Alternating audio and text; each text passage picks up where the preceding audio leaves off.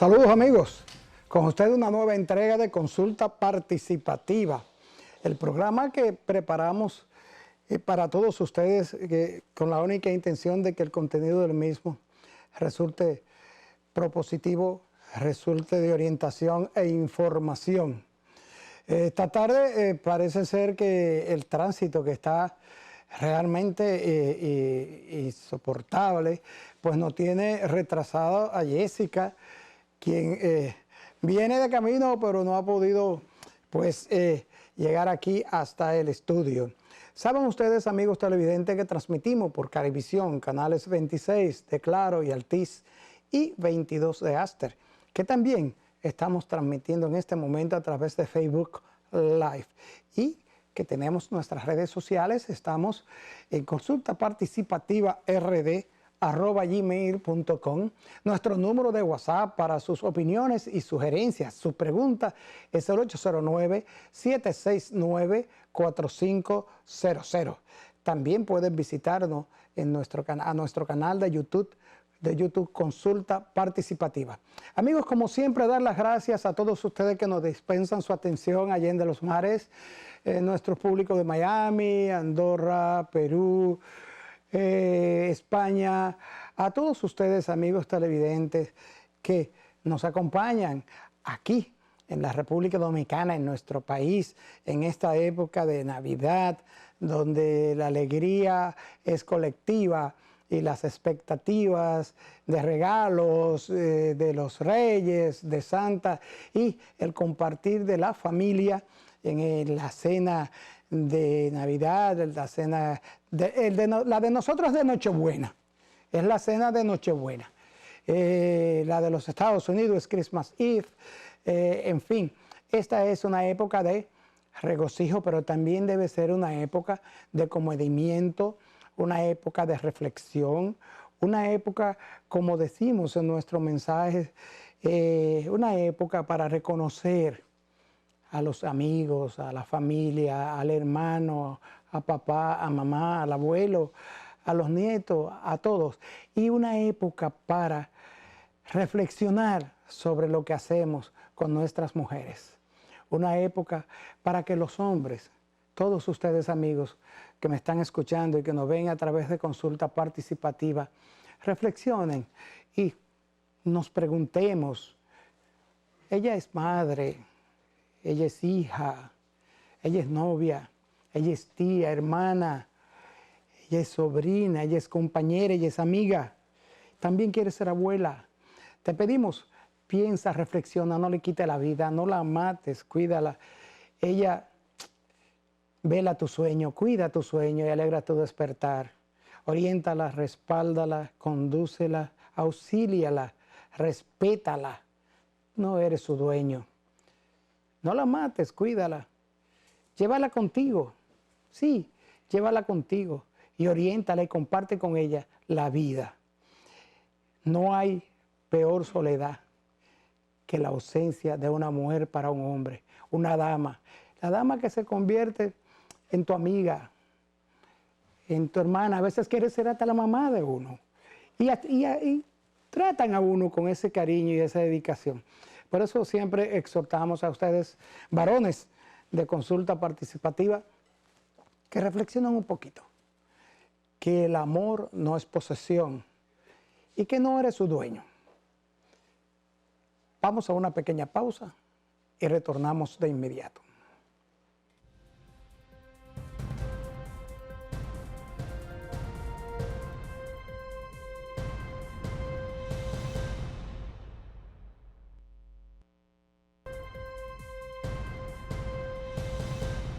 Bien amigos, en nuestro pequeño comentario de hoy tenemos para los hermanos venezolanos una noticia mala y una buena. Bien, la mala es que a partir del 16 de diciembre los venezolanos necesitarán visa de turista para ingresar a la República Dominicana, exceptuando, que esa es la parte que creo semi buena, los venezolanos que tengan visa estadounidense, la visa de Schengen, o sea, visa europea o británica y canadiense. Esto es lo normal en la mayoría de naciones del mundo, que el inmigrante, el visitante, tiene que llenar una serie de requisitos y solicitar un visado de precisamente visitante. Pero, ¿qué sucede? La situación política de la hermana República de Venezuela es algo incierta. Todavía tenemos un presidente en funciones, tenemos un presidente que es el jefe del Estado. Hay realmente una convulsión continua en Venezuela. Hay mucha inmigración, hay mucha incertidumbre, mucha protesta política. Y los dominicanos, nuestro país ha acogido a nuestros hermanos venezolanos, como hemos acogido a nuestros hermanos haitianos por toda la vida. Siempre le hemos abierto las puertas. De todo esto, la noticia peor es la que se refiere que los venezolanos, para ingresar al país, deberán venir con un visado y en su pasaporte, con un pasaporte de no menos de 6 meses de vigencia. ¿Por qué digo que esta es la mala noticia? Porque según tenemos entendido, en Venezuela no es fácil obtener un pasaporte para viajar. Inclusive conocemos de personas que tienen 2 años, según ellos han manifestado, esperando un pasaporte, la emisión de un pasaporte o la renovación de un pasaporte.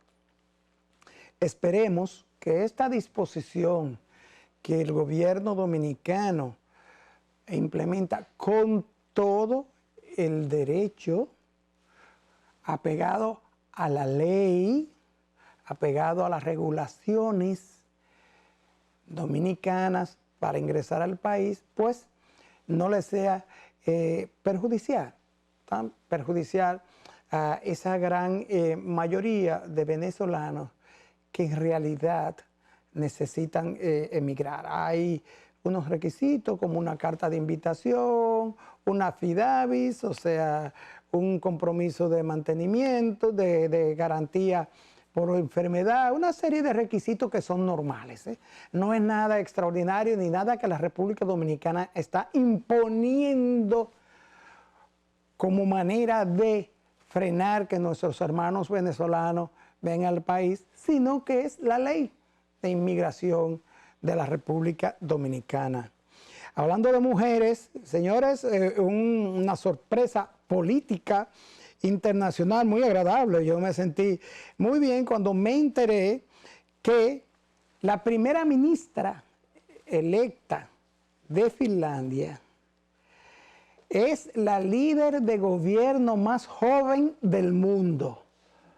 Oiga bien, esta joven de 34 años, que ya es exministra de Transporte de Finlandia, Sanna Marin, ganó de manera muy ajustada las elecciones de este domingo, la votación para reemplazar al saliente primer ministro Antti Rinne, quien renunció el martes, atención amigos, y esto me toca por mi lado de carteros, quien renunció el martes tras haber perdido la confianza del partido centrista, socio de la coalición gubernamental, a raíz de un mal manejo de una huelga de correos. Oiga bien, el primer ministro renunció por protesta porque los empleados de correos hicieron una huelga. Fíjense, Finlandia.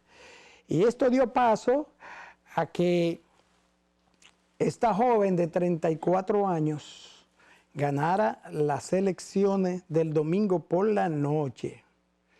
Esta joven evitando a referirse a su edad, dijo que ella tenía en mente lo que debía hacer en Finlandia para el bienestar del pueblo finlandés y que tenía sus convicciones políticas y que en nada reparaba en su condición de mujer y de mujer joven de 34 años. Le deseamos éxito a esta joven mujer que va a dirigir, a llevar los destinos de esa nación, gracias a una huelga de correo. Señores, y una dominicana resultó electa por un voto, otra mujer, en Boston, siendo la primera concejala latina en Boston. Con una cifra de 22.492 votos contra 22.491 votos, esta empresaria dominicana, pues Julia Mejía, ganó las elecciones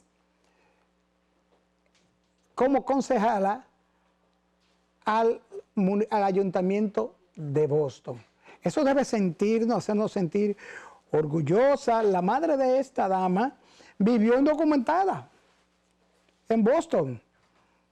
Esta joven fue declarada ganadora, pero oh maravilla, la sorpresa de ella reside en que cuando ella estaba esperando una revisión de los votos, y la tienen ustedes en pantalla, amigos, ella estaba pues muy ajena y le llegó la hora de ir a buscar a su hijo a la escuela, y pues ella simple y sencillamente se marchó, fue y buscó a su hijo, y en el camino le notifican que usted es concejala del municipio del ayuntamiento de Boston. Eso es un indicativo de cómo las mujeres realmente están penetrando y se están empoderando y están diciendo: aquí estoy yo soy capaz, yo puedo, y están trabajando fundamentalmente por el prójimo, por sus sociedades, por sus comunidades. Enhorabuena a Julia, que es tocaya de doña Julia, la productora de Consulta Participativa, que de hecho ya tiene gobierno hace mucho tiempo, familiar. Felicitamos a Julia y fíjense, señores, un solo voto la diferencia en el resultado de las elecciones. Señores, parece ser que me han soltado a Jessica, me la dejaron salir finalmente, y aquí está Jessica con su comentario. Todavía estamos tratando de ver si Jessica se acomoda. Sé que no ha sido fácil transportarse porque yo intenté venir, yo vine temprano, vine con más tiempo y de todas maneras me resultó tedioso llegar para poder estar aquí con ustedes compartiendo esta entrega de Consulta Participativa. Creo que realmente es momento de que Jessica pues nos diga qué pasó y haga su comentario. Bueno, Berna, ya por fin estoy aquí. ¿Estás aquí? Claro, sí, gracias a Dios. Sí. Para llevar este comentario que para mí es muy interesante, y es que he decidido tratar de un tema al que muchas veces no le damos tanta importancia, y es el seguro de vida. Este es un seguro que cubre riesgos de muerte, supervivencia e incapacidad de la persona. Existen dos modalidades principales de este seguro, que es el seguro de vida riesgo, que este es el seguro de vida que cubre los casos de muerte, y también está el seguro de vida ahorro, que es aquel en el cual, aparte de la póliza que tú contrataste, pues tú vas ahorrando, vas haciendo pues depósitos mensuales para tú ir agrandando esa póliza. Dentro de las ventajas que se tiene con un seguro de vida está que cubre frente a los imprevistos relacionados con la enfermedad, invalidez o fallecimiento de una persona, y protege la estabilidad económica de los familiares, garantizando que los beneficiarios reciban la suma de capital asegurado. También, dependiendo de la póliza que se haya contratado, cubre cobertura para accidentes, tanto domésticos como de tráfico o cualquier situación que pueda darse fuera de la casa.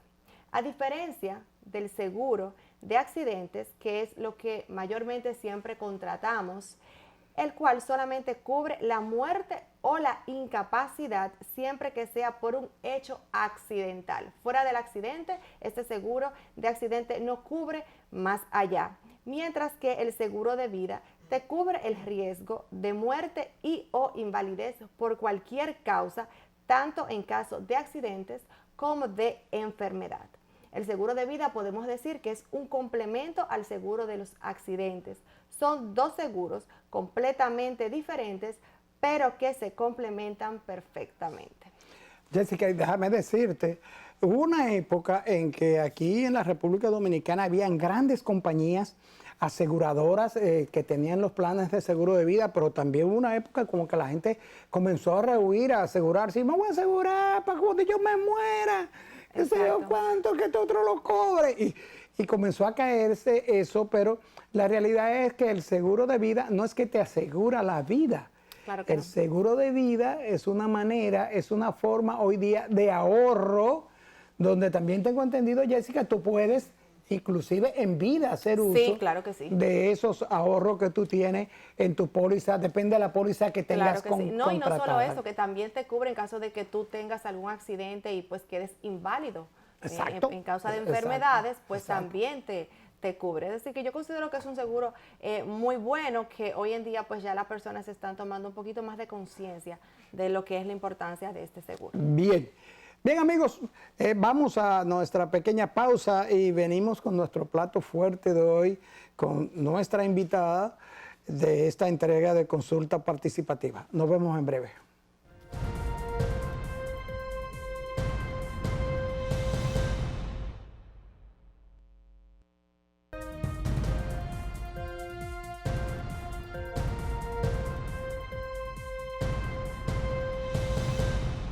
Bien, amigos, hoy tenemos la compañía de una persona que comenzar a hablar de su currículum, de su experiencia, de su capacidad, del trabajo que hace, de cómo trabaja por los demás, por todos los seres humanos. Nos referimos a una persona que yo quiero introducirla de esta forma. La libertad, la justicia y la paz en el mundo tienen por base el reconocimiento de la dignidad intrínseca y de los derechos iguales e inalienables de todos los miembros de la familia humana. Damos la bienvenida a la doctora Ruth Enríquez, quien es encargada de justicia y derechos humanos del movimiento cívico no partidista Participación Ciudadana. Bienvenida a Consulta Participativa. Muchísimas gracias, señor Ricardo, igual Jessica, por darme la oportunidad y de compartir este espacio. Agradecerle también la bonita presentación, porque qué mejor manera de hablar de derechos humanos que citando la Declaración Universal de los Derechos Humanos. Sí, y según tengo entendido, esta cláusula, después que fue inscrita en la Carta de los Derechos Humanos, se convirtió como en base de una piedra angular, ¿no? Para lo que es realmente el contenido general de la Carta de los Derechos Humanos. Quiero iniciar con una pregunta básica que me han hecho los televidentes e insisten. ¿Qué son los derechos humanos? Miren, los derechos humanos son todas las prerrogativas inherentes a la condición humana. Esto quiere decir que basta y sobra que uno sea una persona que sea humana para gozar de esos derechos. Los derechos humanos no solamente son derechos, sino constituyen un límite al ejercicio del poder público y también constituyen un imperativo ético y moral para la vida en las civilizaciones. Y pongo un ejemplo muy claro. Cuando yo tengo hambre, yo tengo una necesidad fisiológica o biológica. Cuando el otro tiene hambre, hay un cuestionamiento ético y los derechos humanos me invitan a solidarizarme con ese hermano que tiene hambre. Por eso es que dicen que son un imperativo ético. Nos cuestionan como sociedad, nos cuestionan como personas. O sea que los derechos humanos, según tengo entendido, no tienen raza, color, situación económica, creencias religiosas, ¿cierto? O sea, exactamente, los derechos humanos no pueden ser limitados por razones económicas, sociales, de origen, abolengo, por temas raciales, por temas de preferencia sexual o orientación sexual, por tema de condición de pobreza o no, por tema de escalamiento social o no. Los derechos humanos no distinguen personas, nos igualan a todos como raza humana bajo los criterios de libertad, justicia e igualdad. De la trata de personas, pues violenta estos derechos humanos. Entonces, ya entrando a nuestro tema, que es la trata de personas, yo quisiera que usted nos diera una diferencia entre lo que es la trata de personas y el tráfico de personas. ¿Por qué? Porque muchas veces las personas entienden que es lo mismo y realmente no es lo mismo. Díganos. Bueno, la trata de personas, como bien lo señala Jessica, constituye una gravísima violación de los derechos humanos, porque la trata es un delito que convierte a la persona en una cosa para ser explotada en beneficio de un tercero. Es la cosificación del ser humano para beneficio económico o en naturaleza de una tercera persona. Por eso se dice que la trata hoy en día, lamentablemente, es la esclavitud moderna, porque es el dominio que alguien tiene sobre una persona, que no lo ve como persona, sino como algo con fines lucrativos. Entonces, bien señalas, lamentablemente son dos delitos distintos que implican ciertas acciones distintas y obviamente también la persecución y la penalización es distinta. La trata implica la explotación de una persona bajo acto de captura, traslado, recepción, acogida, apoyándose en medios como el engaño, el uso de la fuerza, la coacción, el aprovecharse de la vulnerabilidad de una persona o tener autoridad sobre ella, como en el caso de los menores, con fines de explotación. Esa explotación puede ser sexual o prácticas análogas como la pornografía infantil, la servidumbre, la mendicidad, la extracción de órganos. La trata puede darse a nivel interno, o sea, en el mismo país, o puede implicar el cruce de fronteras. La trata en el cruce de frontera puede darse de manera regular la migración. O sea, una persona le es ofrecida una oportunidad de empleo para ir a trabajar en el extranjero y cruza hacia ese país consciente, o sea, legalmente, de que va a ir a buscar esa oportunidad de empleo, pero resulta que allá es sometida a una explotación que puede ser sexual o de trabajo forzoso. ¿Qué pasa en el tráfico ilícito de migrantes?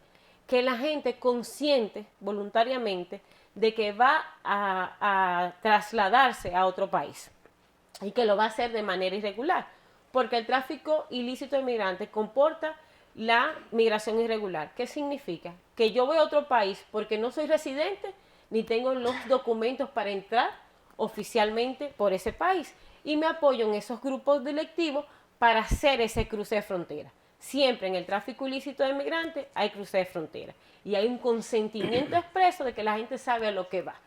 El delito se comete en el sentido de que se le paga un tercero para que haga el cruce y yo constituyo una violación frente a las reglas migratorias de un Estado. Pero en la trata, la gente no da su consentimiento para que sea explotada. Ella resulta explotada porque es víctima de un engaño. Y no se hace, la trata implica una explotación sistemática. Si es una explotación sexual, esa explotación sexual no se da porque se acueste con un cliente, se da porque hay una situación permanente de sexualidad que le involucran a ella en la venta. El trabajo forzoso no se da por el cumplimiento de una tarea, sino que hay jornadas sistemáticas de explotación laboral que no cumplen horarios, que no cumplen seguridad física o mental para el que trabaja y que los salarios son ínfimos. Más o menos quise dejar claro de que... Sí, para mí, y disculpa, para mí la observación ha sido muy buena, porque mayormente cuando se habla de trata de personas, la gente entiende que es solamente cuando la persona es sometida a lo sexual. Y la trata de personas, según usted nos ha dicho, pues implica otras cosas, como es el mismo delito de la extracción de órganos, que la gente pues no le da o no tiene tanto conocimiento a la realidad que se vive en el país y lo hacen pues muchas veces sin saber o ajeno a que tenemos una tipificación que eso se va a condenar. Así mismo. Lamentablemente nuestro marco jurídico hace tiempo que presenta lagunas y abismos para perseguir de manera efectiva la trata. Y hay un proyecto que está en curso para hacerlo un poco más consona con los instrumentos internacionales, como es el Protocolo de Palermo, que es la que reprime y sanciona la trata de personas. Y ahí pasa que la gente no la conoce, porque armonizar el concepto de trata es difícil si no tenemos una normativa que así lo agrupe, porque la podemos confundir con explotación laboral, se puede confundir con proxenetismo cuando es lo que se condena aquí es la prostitución ajena, o sea, yo prostituyo a una tercera persona para yo lucrarme a ella, pero la prostitución, por ejemplo, en República Dominicana no está prohibida. Entonces son esas zonas grises que permiten que se den en nuestra sociedad, lamentablemente, ese tipo de explotaciones a la vista de todo. Por ejemplo, la mendicidad. A nosotros en la calle lo vemos, niños pidiendo, pero son de sus propios hogares o una tercera persona que pone a mendigar a esos niños. Exacto. Y solamente le da alimentos y refugio. Doctora, los derechos humanos fundamentalmente son un límite a la acción del Estado en relación con los individuos. O sea, la acción del Estado en relación con los individuos. ¿Son los derechos humanos una entidad o un ente sancionador de las arbitrariedades que cometen los estados contra los individuos? Lo que pasa es que los derechos humanos es una doctrina que componen un sinnúmero de instrumentos internacionales y que se encuentran reconocidos en las constituciones de los países. Entonces, no son solamente normas o convenciones, también son organismos que se encargan de que esos instrumentos sean respetados por los gobiernos. Cuando se suscribe un convenio de derechos humanos, se dan dos acciones: obligaciones para los estados y derechos para los individuos. Los derechos humanos es un reconocimiento de la dignidad humana y es un límite al ejercicio del poder que le dice: hasta aquí tú puedes avanzar, hasta aquí tú puedes negociar, pero hay un límite que tú no puedes transgredir, que son los derechos humanos. Y cuando usted hablaba frente a los terceros, es que el Estado tiene la obligación de proteger esos derechos humanos frente a otro individuo. Ahí viene lo que es la persecución penal. Cuando una persona asesina, hay una responsabilidad penal de que él cometió el hecho, pero la obligación del Estado frente a eso es perseguir al que cometió el hecho. Si el Estado no lo hiciera, entonces vulnera derechos humanos. Nunca los seres humanos entre sí vulneran derechos humanos, vulneran leyes penales. Ahora, los estados, cuando no garantizan esos derechos, entonces sí vulneran derechos humanos, porque la obligación es para los estados. La pregunta viene a propósito de un amigo televidente que tiene una confusión, que pregunta sobre derechos humanos y derechos fundamentales. Óyeme, que me le pregunten que si eso es lo mismo. No es lo mismo. Y me río porque eso ha sido de una vasta discusión, pero tengo que citar a Luis Ferrajoli. También tenemos que a Nash Rojas, un chileno extraordinario que escribe sobre la protección internacional de los derechos humanos. Una cosa, los derechos humanos son el jus naturalismo. Por tu condición humana, se están reconocidos derechos que no importa si están o no plasmados en una ley. Los derechos humanos no pueden ser derogados porque un presidente decida. No, hoy no se reconoce el derecho a la educación. Aunque no esté incluido en la Constitución del país. No, aunque no esté incluido en ninguna ley. Por la Declaración Universal de los Derechos Humanos, que la suscribieron todos los países del mundo, están contenidos los 30 derechos humanos que no son inherentes. Aunque yo vaya a Nigeria, aunque venga un haitiano a República Dominicana. Por la condición de ser humano, son 30 derechos que son innegociables, porque eso fue lo que tuvo un alto a la guerra. Y recuérdese que surge a raíz de ponerle fin también a la Segunda Guerra Mundial. A las barbaries, a las atrocidades de la Segunda Guerra Mundial. Bien dicho.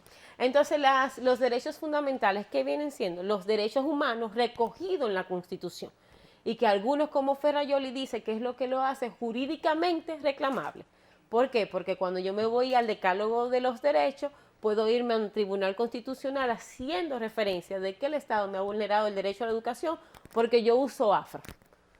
O me ha vulnerado el derecho a la educación porque salí en estado, o sea, embarazada, salí.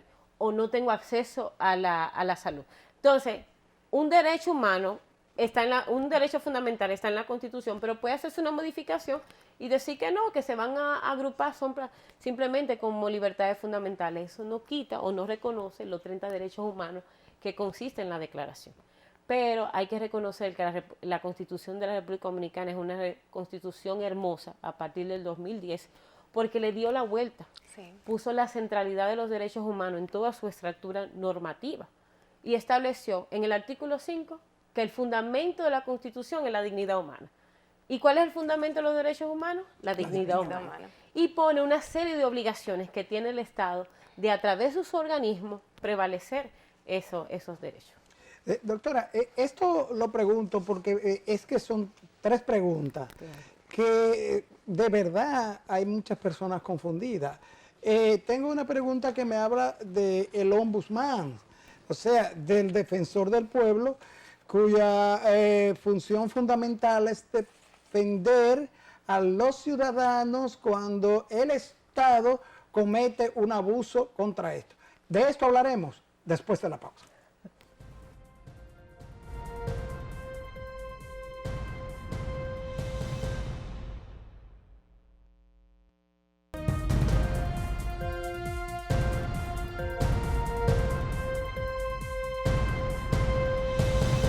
Doctora, vino la pausa.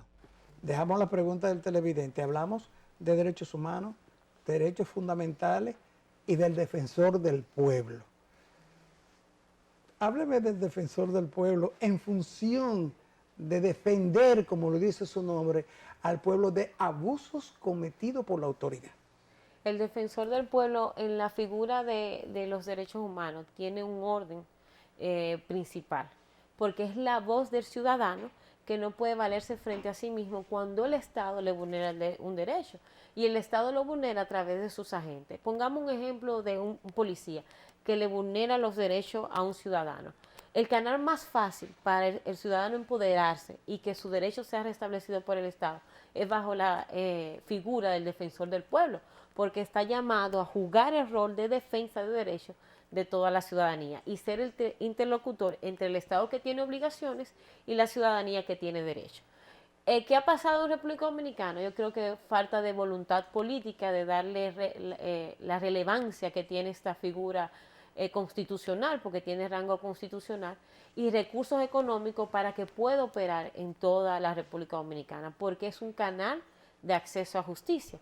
Y realmente la justicia es el derecho que permite ejercer todos los demás derechos, porque es que permite o abre la puerta de reconocimiento. Licenciada, ¿cuáles son los factores de riesgo que hacen que una persona sea sometida a una trata? O sea, ¿cuáles son los factores que hacen vulnerable a una persona que sea sometida a una trata de personas? Yo te voy a decir que el principal factor es la pobreza. La gente aprovecha o es víctima de esas oportunidades que venden sueños porque quiere mejorar su calidad de vida para sí y para los suyos. Y yo le comentaba al señor Ricardo que nuestro país tiene más de 7 años exhibiendo un avance o crecimiento económico. Sin embargo, eso no ha podido ser traducido de manera efectiva para cerrar las desigualdades que imperan en la sociedad dominicana y que lamentablemente cada vez es más visible. Entonces, el crimen organizado aprovecha ese escenario para cautivar a sus presas, bajo la idea de venderle promesas de trabajo o oportunidades de desarrollo que no lo encuentran en su lugar de nacimiento. Porque hagamos un ejercicio: ¿quién, teniendo derecho a la educación, a la salud, a un empleo digno, va a migrar fuera de su frontera? Así es. Doctora, la gente está ansiosa por saber cuáles son los derechos humanos y fundamentado en que todos los seres humanos nacen libres e iguales y que todas las personas tienen los derechos proclamados en la Carta de los Derechos Humanos. Hábleme de los derechos humanos enunciados en esa carta que a su juicio protegen más al menos poderoso, al menos económicamente ubicado, al que necesita más auxilio. Esos derechos humanos, enúncieme cuáles de esos Mire, derechos. son 30, le podría decir la educación, derecho a la nacionalidad, derecho al trabajo, a la vivienda, a la salud, a la vida, derecho a la vida, de libertad de asociación, libertad de credo. Ya mencioné educación, yo le estoy mencionando los más fundamentales, pero son 30 que están a la seguridad ciudadana, que están reconocidos en la Declaración Universal, pero se encuentran también en nuestra Constitución a partir del artículo 31 hasta el 41, que habla de la libertad de tránsito, que es otro derecho fundamental, que nadie puede ser inculpado por el hecho del otro, asimismo el debido proceso como el derecho fundamental y un sinnúmero de derechos, que son 30, pero que constituyen un escudo protector de la dignidad humana y que lo que busca es que la humanidad pueda desarrollarse todas sus capacidades a través de su talento y que pueda ser feliz y vivir en bienestar. Esas son las aspiraciones que plantea la Declaración de los Derechos Humanos. Y cuando usted hablaba de libertad e igualdad, quiero hacer una acotación cuando hablamos de igualdad. No se puede tratar igual a los que son desiguales. Yo no puedo brindarle educación a todos cuando tengo un grupo que vive en condiciones de vulnerabilidad de pobreza, o sea, no tiene acceso al desayuno, o cuando tiene condiciones de discapacidad. Entonces, esa igualdad está llamado el Estado a crearla a través de acciones afirmativas que me haga esa población vulnerable pueda ejercer sus derechos como lo hace un colectivo mayoritario. Porque si no, esa igualdad no se materializa, que no sea a través de un discurso. No sé si le quedó la idea Claro, clara. claro, porque que la realidad es que todos nacemos libres, todos somos iguales, pero realmente que la condición de vida humana hace que esas condiciones de igualdad resulten desiguales. Totalmente. ¿Sí? Totalmente. Entonces, un ejemplo, el derecho a la alimentación. Todo el mundo tiene derecho a la alimentación, pero ¿cuántas regiones del mundo hay? No sé si se acuerda, Nigeria, Etiopía, en épocas en que la mortandad infantil rondaba el 80% y esos niños no tenían derecho a la alimentación, pero ¿con qué? ¿Quién está obligado a proporcionar esa alimentación? Obligado está el Estado. Lo que pasa es que los derechos humanos tienen un componente moral muy alto, porque no cuestiona. Entonces la voluntad política viene atado de un compromiso moral de servir a un pueblo. Entonces mucha gente... Repítame ese pedacito. Los derechos humanos vienen atados a un compromiso moral y ético de servir a un pueblo.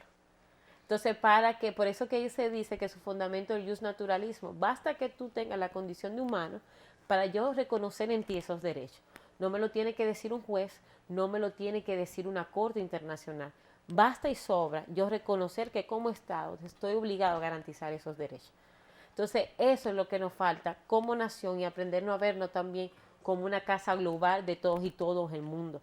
Porque Jessica se alarmaba de la cifra que hay en trata. 21 millones de personas son víctimas de trata, un 3% de la población mundial. Pero eso es un subregistro, porque esas son las víctimas que son detectadas. Y dice la Organización Internacional para las Migraciones que por cada 7 víctimas que son detectadas, hay 3 que no lo son. O sea, un número y realmente es una alerta que se viene... Es un 30%. Claro, que se está generando hace mucho tiempo. Entonces, una mesa de discusión de los estados, de los gobiernos y obviamente de los agentes institucionales. Licenciada, y a pesar de, tomando en cuenta esta cifra tan alta, ¿tiene el Estado algún mecanismo de prevención y persecución de este delito? Sí, y voy a hablar de República Dominicana, porque a nivel también de la región hay grandes avances, pero República Dominicana, es justo decirlo, desde el 2003 viene trabajando, pautando avances considerables, todavía queda pendiente seguir avanzando el tema de la trata. Tenemos una Procuraduría especializada sobre trata que gestiona la persecución y la sanción de ese delito, y tenemos el CITIN. Que por cierto ha estado muy activa esa Sí. Procuraduría. Sí, desde la desde la gestión del magistrado Baró y lo que han seguido dirigiéndola, pues cada vez avanza más y de manera más efectiva en la persecución de esos delitos. Igual pasa con el CITIN, que es el Comité Interinstitucional contra la Trata y Tráfico Ilícito de Migrantes, que lo componen 15 organizaciones del Estado y presidida por el MIRES, que también están haciendo un ejercicio serio y comprometido de seguir avanzando en esa problemática. Lo que pasa es que es un tema de agendas públicas y un tema de recursos. Eso. Hay una ley que no es efectiva para la persecución del delito, porque no hay un tema de prevención y combate que quede estructurado y que permita articular todo el sistema. Segundo, no hay una protección efectiva a la víctima queda desamparada y es auxiliada bajo la asistencia de las organizaciones sin fines de lucro. Y las organizaciones sin fines de lucro, aunque yo pertenezco a una, estamos llamadas a crear conciencia, a impulsar reformas, pero no a suplir al Estado. No. Exactamente. Eso es así. Y obviamente nos falta mucho también promover la cooperación internacional para combatir el crimen organizado, porque la trata se da porque hay complicidades de grupos delictivos, de agentes del Estado y obviamente también agentes transfronterizos. Un delito no se da así bajo, la mirada oculta de las autoridades. Doctora, nos están haciendo señas, pero yo quiero darle los 30 segundos que nos quedan, por si usted quiere hacer una exhortación en relación con los derechos humanos a todos los televidentes de Consulta Participa. 30 segundos. Que los derechos humanos no es un discurso democrático, sino es un modelo de vida. Si aprendemos a respetarnos como personas, pero también a reconocer esa dignidad frente al otro, tendremos una sociedad más solidaria, pero también más pacífica. Que los derechos humanos es el punto de partida para una casa común donde todas y todas podamos vivir ese ideal de justicia, igualdad y libertad. Bien, amigos televidentes, y tienen ustedes a la doctora Ruth Enríquez, quien se ha quedado comprometida de antes de salir al aire, que vamos a hacer aquí otro programa. Vamos a enfocarnos mayormente en la trata de blancas, en la violencia y en el asunto de los derechos también humanos, pero de la niñez. A ustedes, amigos televidentes, nos vemos en la próxima entrega.